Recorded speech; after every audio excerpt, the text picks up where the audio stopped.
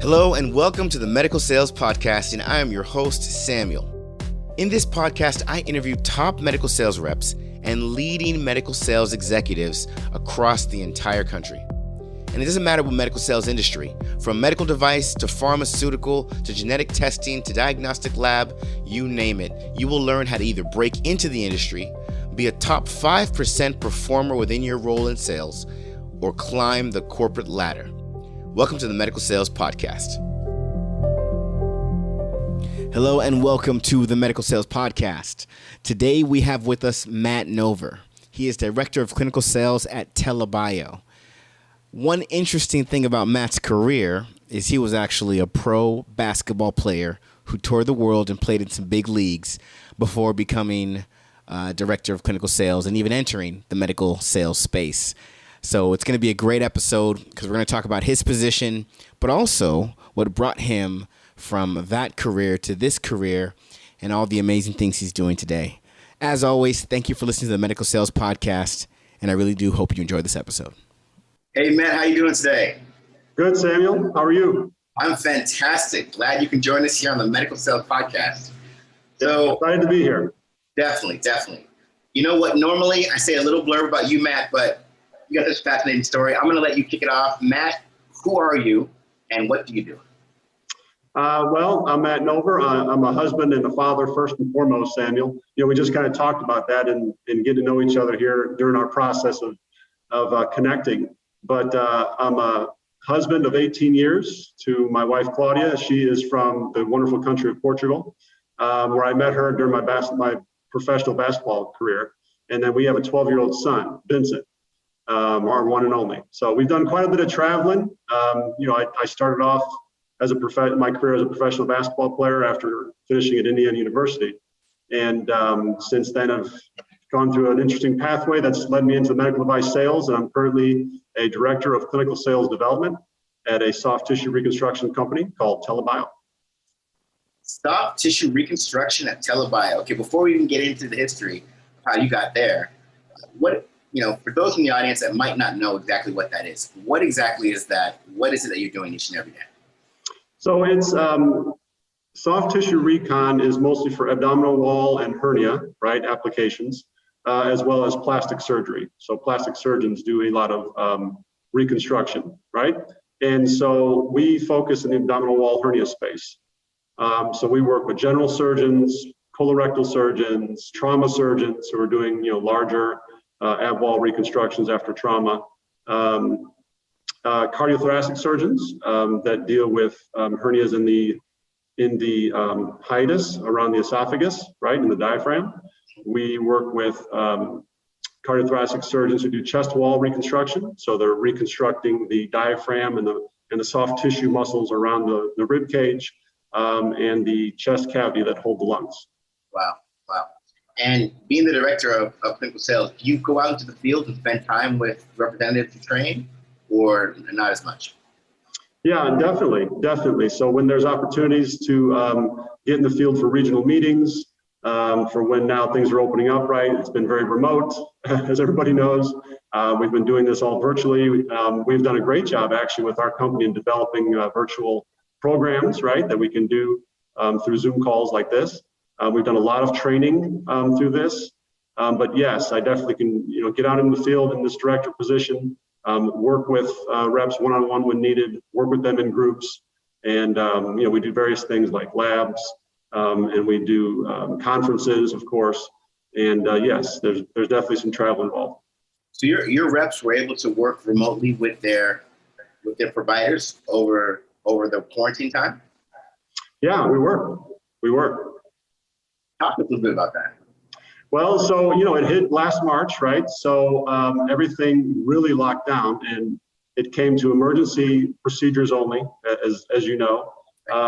Elective cases were completely locked down unless it was a life-threatening situation. So for us, a lot of the hernia procedures and the abdominal wall reconstructions just got postponed and canceled and they weren't happening. So everything that, concerned us was in trauma. But anyway, we still wanted to stay in touch with surgeons, right? We still needed to figure out how to share our story, share our product, share what we do and our solution for patient care. And so we just would reach out virtually through emails, through offers of programs, right? Through using video, right? Through sending maybe videos, through texting to relationships, any way that we could get in front of surgeons. And then we started developing programs. So we had a VIP program where we would bring interested surgeons who want to learn more about our company and our solution to our headquarters, right, in Philadelphia, outside of Philadelphia. Well, we couldn't do that during COVID last year, so we started offering virtual VIPs. And a virtual VIP, which now are called lives, TELA Live programs that are virtual and now becoming in person, right? So they can fly out to a live engagement in Philadelphia. We would do them where we had our entire leadership team, including the sales representative that engaged the surgeon or the customer, and then all of our leaders, our CMO, our CEO, our vice president of sales, whoever was actually needed, our lead engineer would get on this call. And we would have a team on the live that would engage with the surgeon or surgeons, present product, answer any and all questions, and see if there was a need that we could fulfill. And it was great. We actually engaged. We ran some interesting numbers, Samuel, and saw quite a bit of ROI in terms of they were very effective in that culture build, right? And in the beginning and underneath at the base of everything that we do, Samuel, we're all human beings. So when you make a relationship connection and a personal connection to say, these people are sincere, they're full of integrity, they're doing things for the right reasons, they actually are concerned about what I'm doing as a surgeon, my patients, for my practice. And we make that connection, and we were worried, everybody was. We didn't know if actually that would even work because people were kind of running from these platforms, right? And actually, it's worked really well for us so far. Excellent. Moving on. That is excellent. So then would you say that now that we're coming out and we're getting back to normal, do you feel with your business that things are going to go right back to the way they were? Or do you feel that things have been permanently changed and you guys still have to find new ways to get access and do what you want to do with your customers? Oh yeah, they've definitely changed for forever, right? They'll never be the same as they were. We were getting to that point, if you even go maybe 3 years back to the point of things changing, there was not that traditional engage the surgeon, and medical device. They want the product, great. It's going to be, used in the next case. As you know, the processes were getting much more complicated. Supply chain and hospitals and purchasing groups were making that interaction for sales reps and for the industry more difficult to get in front of customers and surgeons to offer a unique solution with new products and innovation. It was becoming complicated. COVID just stepped it up another level, as you know, right? So, we did these lives for supply chain people as well. We would do, those are our customers as well, the hospital administrators. Right. And so we would engage them. So this has changed now forever because almost what they realized in the last year is if we can do this all virtually, then why do you need to even come into our facility? So the problem, right, is if you're really good at your virtual engagement, with the market, then, what is the sales rep going to do? Exactly. But in the end, you're always going to, again, it's the human touch. You're always going to need personal, face-to-face interaction. It's always going to be needed. You can't go completely virtual. We're not AI, we're not robotic, we're not, that's all coming too, where so much of this healthcare is going to be remote, right, Samuel? Yes. But there's still going to be a need for human connection and touch and face-to-face. So it has changed forever. But man, if you can really work that hybrid of virtual interaction, using more video, reaching out to people and using less of their time, right, and not flooding them, because now, man, what are we faced with? That time is so much more money because we're so distracted by so many, different things that are pulling our attention.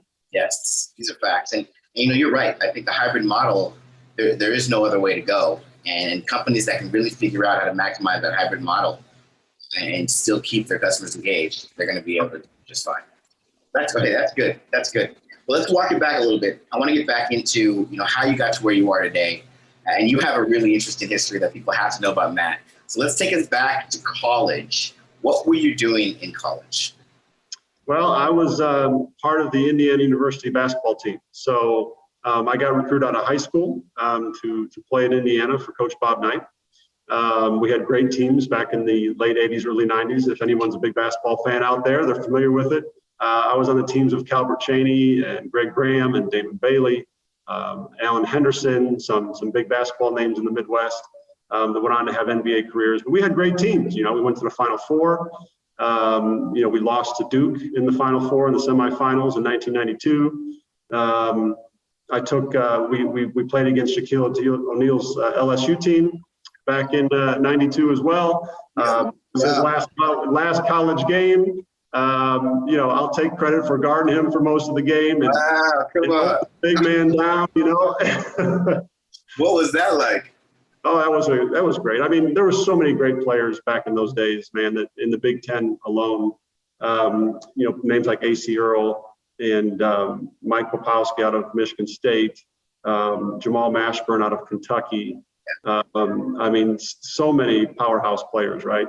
The Fab Five out of Michigan, Juwan Howard, Chris Webber, Jalen Rose, we played against these guys. So it was a great era of basketball. But here's an interesting note. I think that our graduating class of Calbert Cheney, Greg Graham, Chris Reynolds, and myself in 1993, we have the most for a graduating class at IU, the most wins of any class in IU history, IU basketball history. So that's cool. I think that stands. And Samuel, the way that players don't last for 4 years, they're always in and out pretty quick in the college game.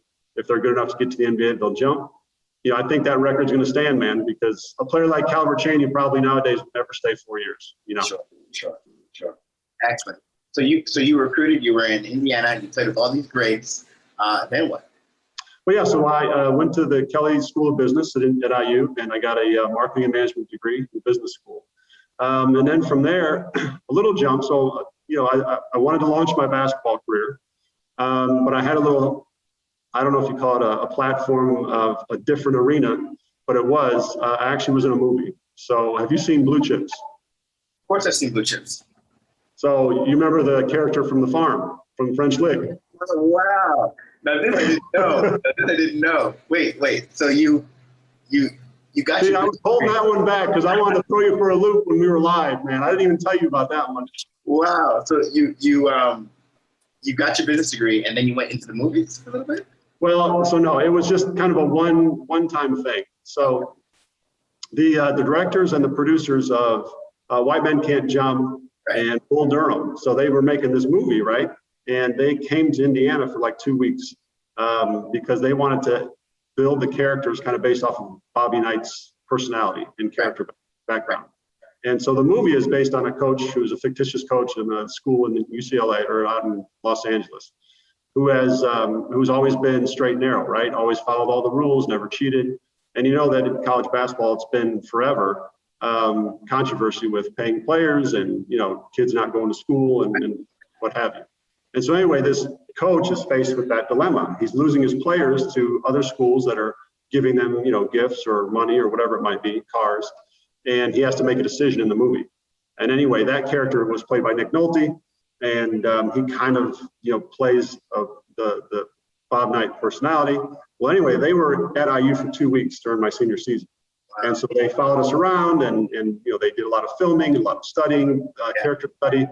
And in the end, what turned out is they invited us all to be in the movie. But beyond that, they invited me for this major part to be one of the main 3 recruits that Nick Nolte recruits in the movie. So it was myself, and then it was Shaquille O'Neal played the other role, and Anthony Hardaway from Memphis. Right. And so that's kind of how it happened, man. It was just like luck of the draw. I was in the right place at the right time. And so as soon as I graduated, we started filming out in LA and down in French Lick, Indiana, and various places. Yeah. And that was at the same time that my major focus, though, was trying to make the NBA and start a professional basketball career, right? Because I had that opportunity after my college career. So I was doing filming of the movie in the summer of '93, as well as going to NBA summer camps and pre-draft camps and all that stuff. Exciting. So you were the farmer. Was he the cocky guy, right, in the movie? The what guy? The farmer guy was the cocky guy. Oh, yeah. Oh man, I remember. I had shorter hair back then. A lot younger, of course. I'm 50 years old now, man. So wow. That's 21. something else. That's something else. All right, so then you said, okay, you know what? I want to get serious about my basketball career. You started going to the camps. Walk us through. I mean, what led you to your first opportunity in the medical sales space? In basketball? No. In my pro career or medical device sales? Actually, we have to get to your pro career first. That happened first. So, Yeah. so walk us through what happened then. Well, yeah, so I did the pre-draft camp, and of course I was assigned an agent. So, once you're eligible to play professionally and you don't have any more eligibility academically in college, you can get an agent. And so the four of us that were graduating that year, Calvert and the rest of us, we all had agents. And so, yeah, I mean, basically they look for the best situation for you, right? They're like a medical device recruiter, kind of, right? So they're working with the teams, and then they're working with the talent to make a match. Right. And so, I took it pretty far in the NBA, but it was very difficult. And what worked out for me was overseas. And so my first job was playing professional basketball in Italy. And that extended, into a 12-year international basketball career. So I played about 7 years in Europe and 3 or 4 in Asia, in Japan. Wow. Yeah. Yeah, we're going to have a separate episode that just talks about your experience as a pro player. I got to know much more. But okay, all right. So you had really good experience as a pro player. Right. What happened when you said, you know what, I'm going to do something different? Yeah, man. I mean, retirement always has to come at some point, right? And so you learn so much from it. And I think that there's a lot of parallels between sports and business. There just are. It's just like, the behaviors, the personality traits, the way that you have to develop teamwork, the way you have to play well and work with others, the way that there's leadership versus, being part of a team, part of a group. You have to shine individually, right? You have to make sure that you're developing individually, but you also have to develop within a team, within an organization. And it's the same in sports as it is in basketball. So I learned so many great things. And based on that, that's kind of how I launched into, another career, and transitioned from 12 years in sports, which is tough, right? And I talked to a lot of other former athletes, Samuel, that, when you graduate from college, usually your pathway is to go into the job market, right? You have to build a resume and you have to start, doing interviews and start a career. But when you have a 5 to a 10 to a 15-year gap between, right, when you graduated college to, going into the job market, that's tough because you haven't built the resume, you haven't built the experience necessarily in any field. And so I had to translate what I learned in life experience. So I didn't have career experience. I sort of did. I had a sports career, right, Sam? But I had career experience more than anything. And I think that that's what I used to say, here's what I did, here's how I was successful, here are the skill sets that I've developed, here are the leadership capabilities that I've worked on and developed, and here's how I've helped others, and here's how I think I can help you, right? And so the first thing before I met anybody in medical device, though, I opened up my own basketball school. So for about a year, what made the most sense was to apply everything in my experience and that I've learned, training and developing myself as an athlete, and also coaching others in basketball and athletic development. So I opened up a school, and I did that for about a year in Indiana. And during that time, I met a father of one of the high school kids that I was training, was in medical devices and orthopedics. And so I just started in conversation, chatting with him about the industry and the world of med device. Loved it. A lot of former athletes I already knew about were in it. I just thought it was very interesting. It was also competitive, but it was really a chance where you applied your skills in a similar way to have towards excellence and success. And I just noticed a lot of parallels, and it was really interested in me. And so I started interviewing, and about after a year of doing the basketball, I got my first opportunity with a company called Wright Medical in Chicago. Yeah. Wow. So I got to say, even being a coach, having your own program to train other, talent in basketball, people that want to be talent in basketball, and then having a pro career, that had to have been a strong talking point when you started at Wright Medical. Definitely. Yeah, definitely. So, but it was ground floor for me, right? Because I had no experience. So yeah, they wanted to work with me to, develop and see if I could translate what I learned, to the medical device arena, work with surgeons, and be able to develop, develop business in a different sense, because I didn't have any experience developing business. So, the marketing and management background obviously helped me be able to strategize, to plan, to build, to look at the territory, to look at the customer targets and figure out a plan, right? And so I was very well organized and I could do that. And I think I showed them, that in interviewing. And look, I dove in to learn. And I'm telling you, look, I always enjoyed being able to coach. I always enjoyed helping someone learn how to shoot a left-hand layup, for example, like young athletes that couldn't. But when I tried to teach it, I had to break it down, right? Because you have to break down the mechanics of it. How do they get the ball from the hip to the extension? How do they lift that other knee when it's so awkward for them? So we broke it down into little steps. And I did the same thing, in business. I broke it down into little steps, and I also figured out what I had to develop. So I was a sponge, man. I mean, I went to those that were successful. I worked well with my distributor and all my leaders at Wright Medical to understand what success looks like. What is the pathway to getting there? What do I have to learn? And it was a tough road, right? It's difficult because you got to pick up on clinical knowledge. You develop your expertise clinically. You have to know procedure. You have to know anatomy. All these things that you didn't really think mattered really do matter. Got it. And so it was a continual learning process. Got it. So you went from Wright Medical, and then you went into Cook Medical, right, and then finally Intuitive Surgical. Were those just you deciding, you want more and something different, or was there a unique reason for those two jumps? Yeah, I don't think anything too unique, right? I mean, you're always looking at making connections. You're always meeting people as you go along your pathway. And I think this is so much, Samuel, about your personal development. You really have to be self-aware. Self-awareness is a huge thing, no matter what we're doing in life.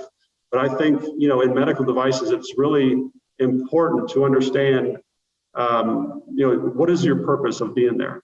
Why are you in medical devices? Are you just there to make money? Or do you understand that to be successful, there's all of these things that you need to do, on a daily basis, right? Are you reading the journals? Are you understanding anatomy? Are you understanding who are all the major hernia surgeons, for example, for a hernia? Or who are the key colorectal surgeons and where do they play and what are their specialties and who have they taught and who have they trained? All the stuff is interconnected. Who are the competitors, right? And that's how you move from one to the other. You really start engaging with your competitors.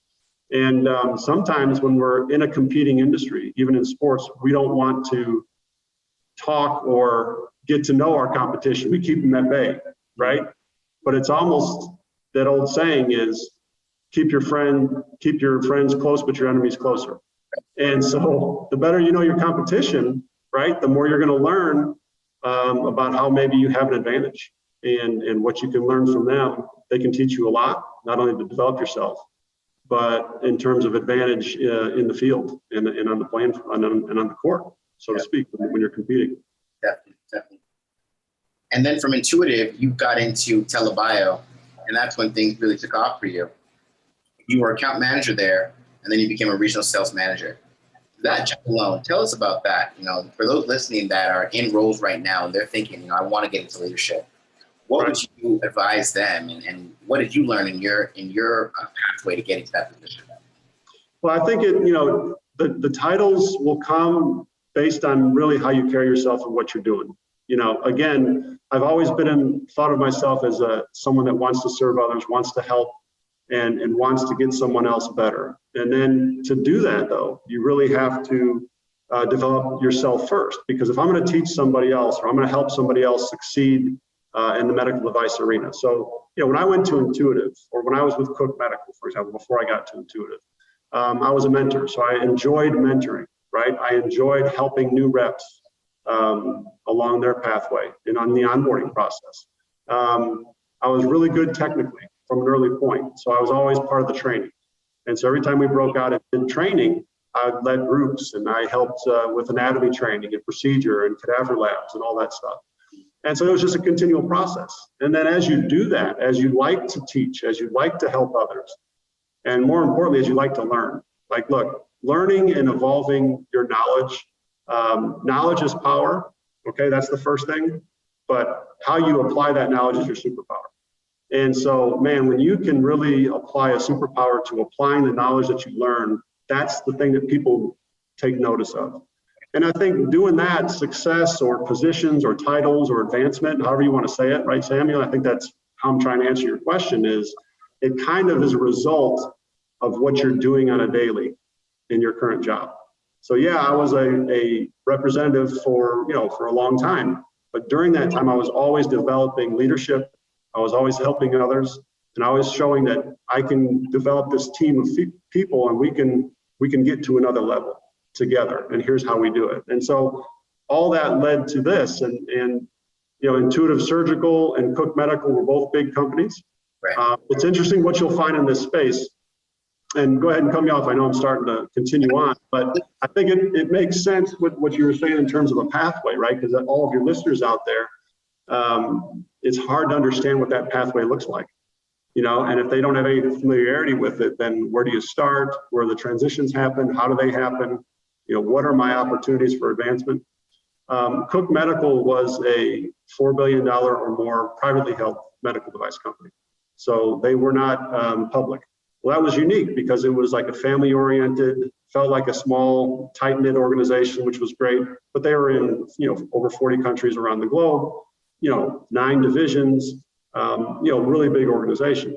So that culture is one way of, that's one culture that's out there.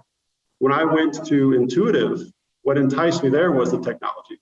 Here's new innovation. Here's something that's unique in the market. It's robotic surgery. Nobody else is doing it at that point, really. There were a few competitors trying to get on, but nobody really. They own the market of robotic surgery. And so that offered unique differentiation to patients and for surgeons. So I just love that idea. So that's really what attracted me to go there. Well, that was a public company. So that's all about growth, man, right? You got to hit your numbers, So this can be intimidating, and this can be intimidating to anybody entering into our space, right? Especially if you go with a bigger company like Medtronic that you're familiar with, Bardavol, Johnson & Johnson. These big companies are growth companies, right? And they're on the stock market, and they have shareholders, and they really need to keep showing numbers. And so you can get intimidated and focused on the number. And so what I noticed is I got to step back from that, because that can really hinder your development and hinder you being excellent. And that was Matt Nover. It's always interesting to hear someone that came from pro basketball and then went into the medical sales arena and all the value he learned from that space to bring into medical sales. And he talked about some of that in part 1. So make sure you tune into what else he has to say with part 2, where he goes deeper into his role and deeper into some of the things he brought from basketball into medical device sales. And if you're someone that's listening to this and you're thinking, I want to be in this space. I want to be in medical sales, whether it's pharma or med device or something else, then you need to visit us at evolveyoursuccess.com and select Attain a Position right from the homepage and get in touch with us and have a conversation with one of our client specialists or myself, and let's have a conversation about getting you into the role you want to be in.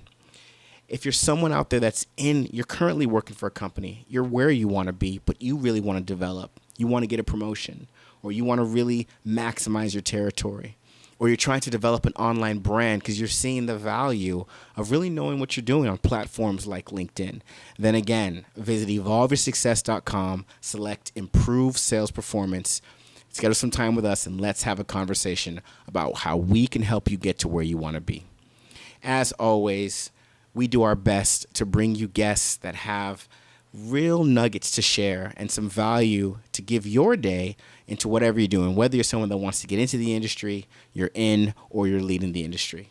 So make sure you tune in next week for another episode of the Medical Sales Podcast and listen to Matt Nover in part 2. I hope you enjoyed today's episode. And remember, I have a couple programs that show you exactly how to break into the medical sales industry, become a top-performing medical sales professional, and also how to masterfully navigate your career to executive level leadership. Check out these programs and learn more at evolveyoursuccess.com. Stay tuned for more awesome content with amazing interviews.